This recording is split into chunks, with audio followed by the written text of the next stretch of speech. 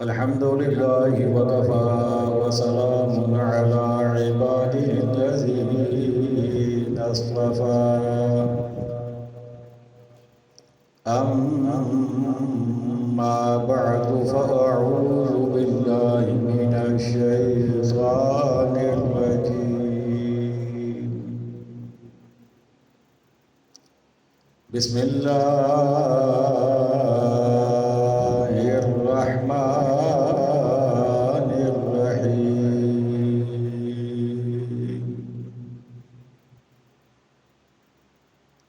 واكتب لنا في هذه الدنيا حسنة وفي الآخرة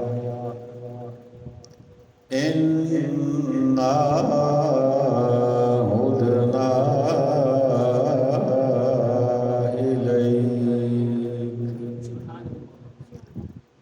قال عذابي أصيب به من أشاء ورحمتي وسعت كل شيء فسأكتبها للذين يتقون ويؤتون الزكاة والذين هم بآياتنا يؤمنون صدق الله مولانا العظيم قال الله تبارك وتعالى في شان حبيبه مخبرا وآمرا إن الله وملائكته يصلون على النبي يا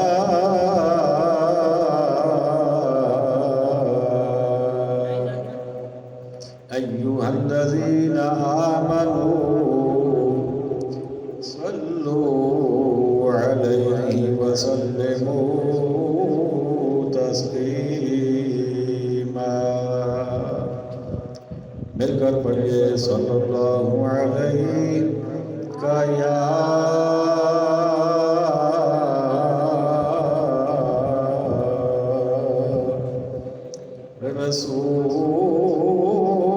رسول اللہ وسلم علیہ کا یا حبیب اللہ پھر پڑھیے صلی اللہ علیہ کا یا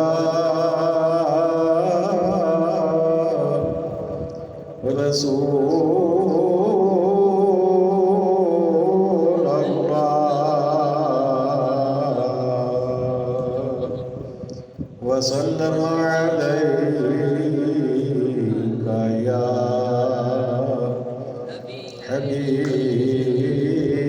حبیب اللہ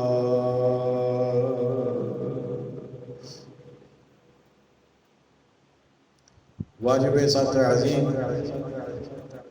سامعین محتشم حاضرین مکرم عشاقان مصطفیٰ کریم علیہ السلام جان نثاران صحابہ کرام محبان اہل بیت عظام اور عقیدت مندان اولیاء کرام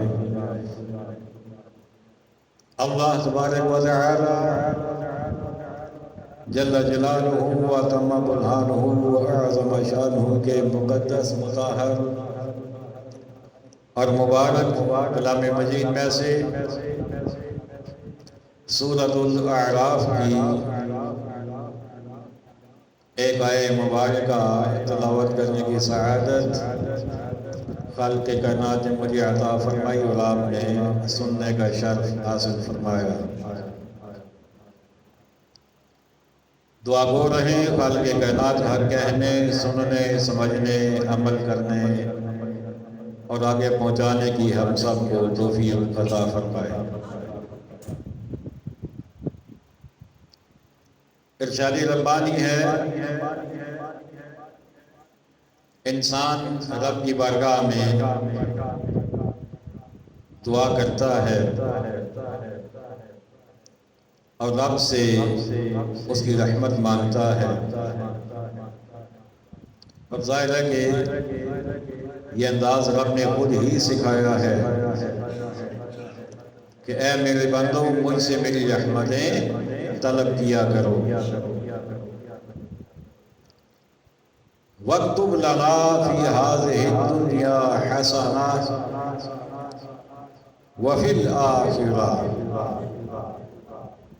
اے اللہ اس دنیا میں بھی اور آخرت میں بھی ہمارے لیے بھلائی لکھ دے۔ مطلب یہ کہ ہمیں اس دنیا میں بھی بھلائی کی توفیق ملتی رہے اور آخرت میں ہمیں اس کا اجر نصیب ہو جائے۔ اب بھلائی حسنہ بڑی وسیع اصطلاح ہے، اس میں ہر وہ کام آ جاتا ہے جو اللہ کی رضا اور خوشنودی والا ہے۔ اگر یوں کہا جائے نا اے اللہ ہمیں نماز کی توفیق عطا فرما، تو اس سے مراد فقط نماز ہوگی اور کوئی چیز اس سے مراد نہیں ہو سکتی۔ اگر یہ کہا جائے یا اللہ ہمیں روزہ رکھنے کی توفیق عطا فرما، تو اس سے مراد صرف روزہ ہوگا۔ اگر زکوٰۃ کی بات کی جائے، صدقات کی بات کی جائے، ذکر کی بات کی جائے، تو اس طرح پھر جس چیز کا نام لیا جائے گا وہی اس سے مراد ہوگی۔ لیکن حسنہ یہ ایک ایسی اصطلاح ہے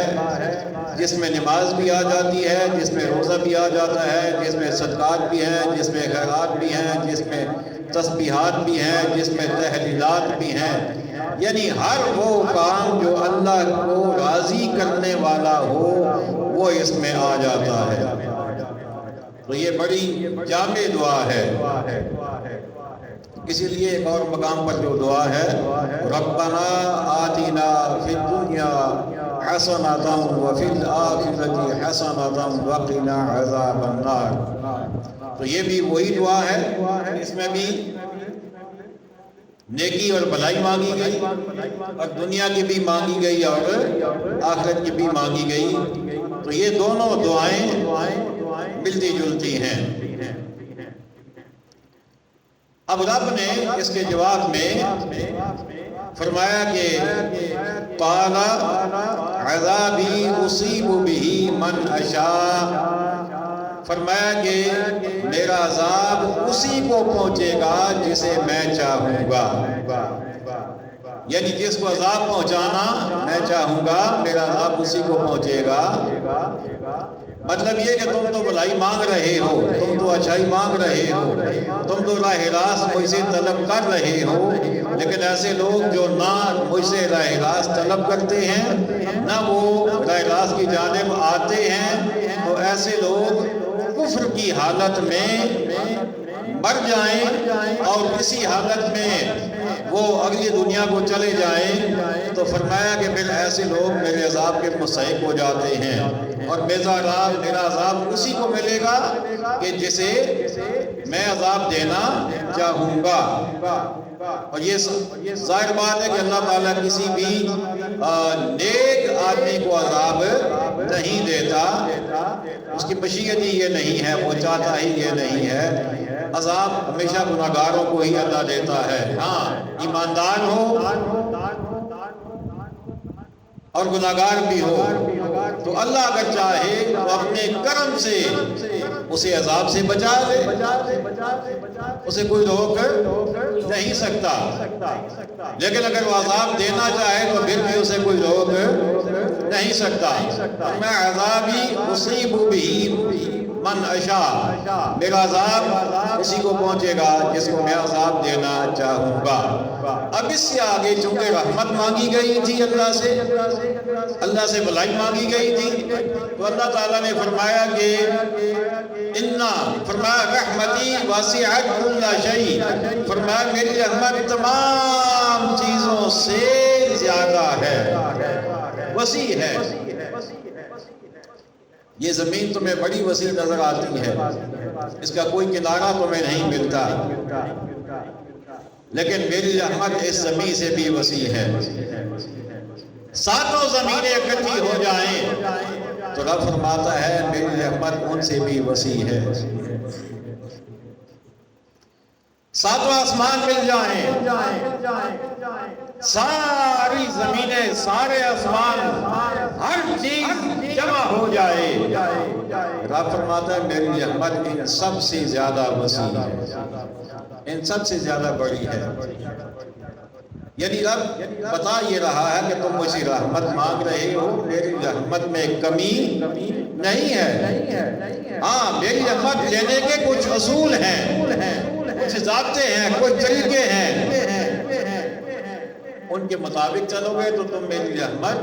مل جائے گی، اور اگر ان سے ہٹ کر چلو گے تو پھر تمہیں میری رحمت نصیب نہیں ہوگی۔ اب اللہ تعالیٰ نے آگے 3 طریقے ارشاد فرما دیے،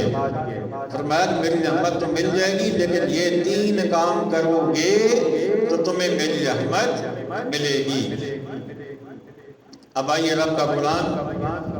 خالق کائنات نے ارشاد فرمایا فَسَأَكْتُبُهَا لِلَّذِينَ يَتَّقُونَ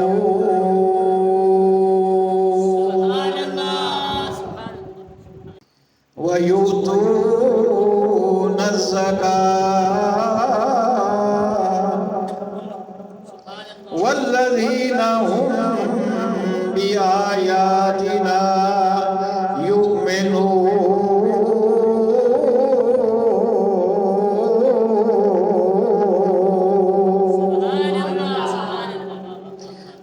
کائنات نے ارشاد فرما میرے بندو میری رحمت میں کمی نہیں، میری رحمت بڑی وسیع ہے، میری رحمت نے ہر چیز کو اپنے گھیرے میں لے لیا ہے۔ تمام کائنات کی چیزیں، ساری کائناتیں جمع ہو جائیں، ساری زمینیں جمع ہو جائیں، سارے آسمان جمع ہو جائیں، جو کچھ تمہیں نظر آ رہا ہے وہ بھی، جو نہیں نظر آتا وہ بھی، سب کچھ کو ملا لو، میری رحمت اس سے بھی زیادہ وسیع ہے۔ یا اللہ یہ رحمت ملے گی کسے؟ فرمایا ہاں یہ پوچھنے کی بات ہے، فَسَأَكْتُبُهَا، ہم ان قریب یہ لکھ دیں گے۔ یا اللہ کس کے لیے لکھے گا؟ فرمایا لِلَّذِينَ يَتَّقُونَ،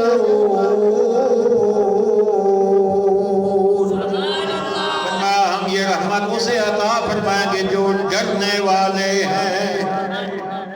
جو کیا کرتے ہیں؟ ڈرنے والے ہیں، جو کوئی بھی کام کرنے سے پہلے، کوئی کلام کرنے سے پہلے، کوئی گفتگو کرنے سے پہلے، کوئی جملہ بولنے سے پہلے، کوئی عمل کرنے سے پہلے، کوئی فعل کرنے سے پہلے، ہر چیز سے پہلے وہ یہ سوچتے ہیں کہ اس کام سے ہمارا رب کہیں ناراض تو نہیں ہو جائے گا، وہ یہ سوچتے ہیں۔ اور جس کام سے انہیں لگے کہ اس کام سے اللہ ناراض ہو جائے گا وہ ایسا کام ہرگز نہیں کرتے۔ وہ جو بھی کام کرنے لگتے ہیں وہ پہلے اس کے بارے میں سوچتے ہیں کیا اس میں اللہ کی رضا ہے یا ناراضی ہے، ناراضگی ہے۔ اگر اللہ کی رضا نظر آئے، اللہ کی پسند نظر آئے تو اس کام کو وہ کرنے میں دیر نہیں کرتے، اور اگر اس کام میں اللہ کی ناراضگی نظر آئے پھر وہ اس کام کے قریب کبھی نہیں جاتے۔ فرمایا ان کی پہلی پہچان یہ ہے، فرمایا وہ تقوی اختیار کرنے والے ہیں، الذین یتقون، فرمایا میری رحمت انہیں ملے گی جو تقوی اختیار کرنے والے ہیں۔ اب تقوی کیا ہے؟ تقوی یہ ہے کہ ہر وہ کام جو اللہ کی رضا والا ہے وہ کام کیا جائے، یہی تقوی ہے، اور ہر وہ کام جس سے اللہ ناراض ہو اس کام کو چھوڑ دیا جائے، یہی تقوی ہے۔ یہ یہ پہلی پہچان اللہ نے بتائی، پہلی کوالٹی بتائی کہ میری رحمت کیسے نصیب ہوگی۔ دوسرا رب نے ارشاد فرمایا وَيُؤْتُونَ الزَّكَاةَ، فرمایا وہ زکوٰۃ بھی ادا کرتے ہیں۔ میری رحمت اسے ملے گی جو تقوی اختیار کرتے ہیں اور جو زکوٰۃ ادا کرتے ہیں، جو میرے دیے ہوئے مال کو وہ جمع نہیں کرتے، وہ اس پر سام بن کر بیٹھ نہیں جاتے، وہ جب بھی میرے نام پر دینے کا موقع آئے وہ اس کی زکوٰۃ ادا کرتے ہیں، وہ اس میں سے ادا کرتے ہیں، وہ اس میں کوئی کمی نہیں کرتے، جب بھی میرے نام پہ دینے کا موقع آئے تب بھی دیتے ہیں، لیکن زکوٰۃ میں تو وہ بالکل بھی کمی نہیں کرتے، باقاعدگی کے ساتھ اپنے مال کی زکوٰۃ ادا کرتے ہیں۔ اور تیسری پہچان فرمایا وَهُمْ بِآيَاتِنَا يُؤْمِنُونَ،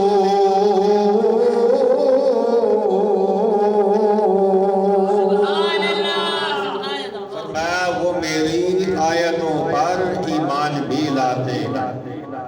ہماری آیتوں پر ایمان بھی لاتے ہیں، وہ پورے قرآن کو مانتے ہیں، وہ آدھے قرآن کو نہیں، وہ کچھ آیتوں کو نہیں، وہ پورے قرآن پر ایمان لاتے ہیں، ہر آیت پر ایمان لاتے ہیں، وہ پورے قرآن کو مان کر پھر یہ دیکھتے ہیں اس آیت میں اللہ نے کیا حکم دیا ہے، اس آیت میں اللہ نے کیا حکم دیا، اس آیت میں اللہ نے کیا حکم دیا، وہ ہر آیت پر عمل کرنے کی کوشش میں زندگی گزار دیتے ہیں۔ پتہ چلا اللہ کی رحمت بڑی وسیع ہے، لیکن ملے گی اسے جن میں یہ تین کوالٹیز ہوں گی، جن میں یہ تین خصوصیات ہوں گی۔ پہلے یتقون، جو وہ پرہیزگاری اختیار کرتے ہیں، دوسرا فرمایا وَيُؤْتُونَ الزَّكَاةَ، اور وہ زکوٰۃ ادا کرتے ہیں، اور تیسرا رب نے فرمایا ہم بِآیَاتِنَا یُؤْمِنُونَ، وہ ہماری آیتوں پر ایمان بھی لاتے ہیں، انہیں اللہ کی رحمت نصیب ہوتی ہے۔ اب اللہ کی رحمت اتنی وسیع ہے کہ جس کا کوئی اندازہ نہیں کیا جا سکتا۔ ایک دو احادیث طیبہ کی ملازمت سے، بلکہ ایک بھی شاید سنا سکوں۔ نبی کریم علیہ السلام ارشاد فرماتے ہیں کہ جو بندہ نیکی کا ارادہ کرے پورے خلوص کے ساتھ، کوئی کھوٹ نہ ہو، کوئی دل میں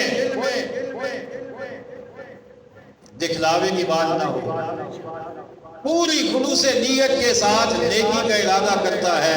مثال کے طور پہ میں جمعے کے بعد 2 رکعت نماز نفل پڑھوں گا، اب اسے نیکی کا ارادہ کر لیا،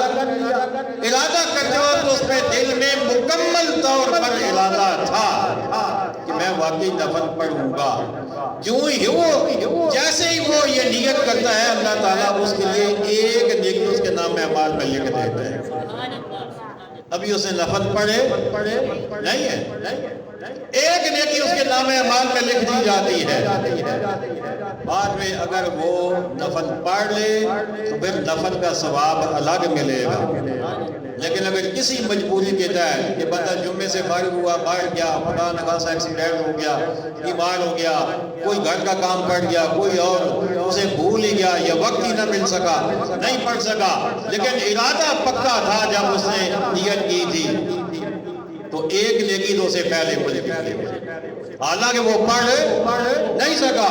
لیکن اگر پڑھ لے گا تو اسے اللہ تعالیٰ اس کے مطابق ہر حرف پر اللہ تعالیٰ 10 نیکیاں عطا فرمائے گا، 10 گناہ معاف فرمائے گا، 10 درجے بلند عطا فرمائے گا۔ اللہ اکبر۔ اچھا، پھر آقا علیہ السلام فرماتے ہیں اگر کوئی بندہ برائی کا ارادہ کرے تو برائی پر اللہ تعالیٰ کچھ بھی اس کے نام اعمال میں نہیں لکھتا۔ اب دیکھیں نا، نیکی کے ارادے پر نیکی لکھ دی جاتی ہے، لیکن برائی کرنے پر برائی لکھی نہیں جاتی۔ اور اگر بعد میں بندہ وہ ارادے کے بعد گناہ کر بھی لے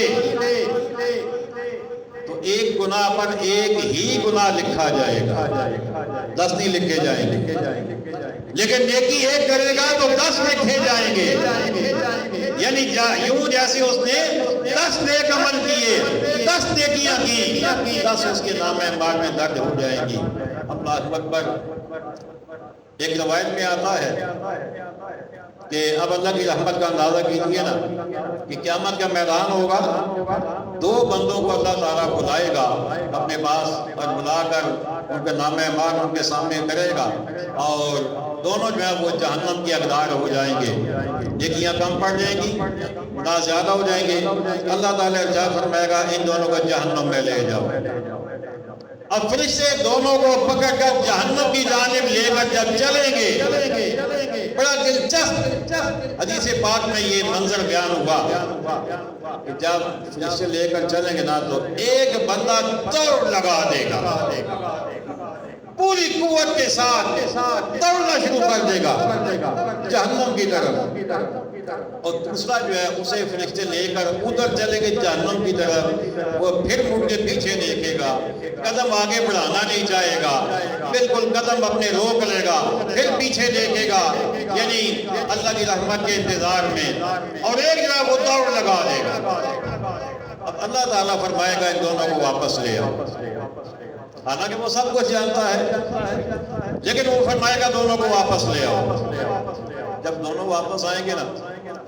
جس بندے نے دوڑ لگا دی تھی اللہ تعالیٰ اس سے پوچھے گا بندے یہ تو نے کیا کیا ہے؟ میں نے جنت کا تو نہیں کہا، جہنم کا کہا ہے جہاں آگ ہے عذاب ہے، تو تم نے دوڑ لگا دی۔ وہ کہے گا یا اللہ میرے دل میں خیال آیا ہے کہ زندگی ساری تیری نافرمانی میں گزار دی ہے، دنیا میں کوئی اچھا کام نہیں کیا، کوئی نیکی نہیں کی، چلو آج تو نے جو بھی حکم دیا کم از کم آج ہی اسے مان لو، ہو سکتا ہے اسی کا فائدہ ہو جائے، کم از کم آج تو مان لوں نا، آج تو میں اس میں کمی نہ آنے دوں، اس لیے میں نے دوڑ لگا دی کہ چلیں میرا رب اگر یوں راضی ہے نا تو میں جہنم میں جانے کے لیے تیار ہوں۔ اللہ فرمائے گا اچھا، اللہ تعالیٰ دوسرے سے مخاطب ہوگا، ہاں بھائی تم بتاؤ تم ادھر چل ہی نہیں رہے تھے، کیوں نہیں جا رہے تھے، اور مڑ مڑ کے پیچھے کیوں دیکھ رہے تھے؟ وہ کہے گا یا اللہ میں اس لیے پیچھے دیکھ رہا تھا کہ مجھے پتا تھا تیری رحمت بڑی وسیع ہے، تیری رحمت بڑی وسیع ہے، مجھے خیال ہو رہا تھا کہ تو مجھے جہنم میں نہیں جانے دے گا، تو مجھے بلا لے گا، تو مجھے واپس بلا لے گا، اس لیے میں مڑ مڑ کے دیکھ رہا تھا کہ کب تو آواز دیتا ہے، کب تو مجھے واپس بلاتا ہے۔ رب فرمائے گا فرشتوں دونوں کو جنت میں لے جاؤ، دونوں کو جنت میں لے جاؤ۔ رب کی رحمت بڑی وسیع ہے اور اس کے دینے کا انداز بھی بڑا نرالا ہے، وہ دینے پہ آئے جو جس انداز میں چاہے عطا فرما دے۔ ذات گرامی ہمارے لیے کیا ہے؟ ہمارے لیے سبق اس میں یہ ہے اللہ کی رحمت بڑی وسیع ہے، اس میں کوئی شک نہیں ہے، لیکن ہم اس کے حکم کے پابند ہیں، ہم اس کے مجھے بولیے حکم کے پابند ہیں۔ اس نے کہا جھوٹ نہیں بولنا تو ہم نے نہیں بولنا، یہ نہیں کہ اللہ کی رحمت بڑی وسیع ہے چلو خیر ہے،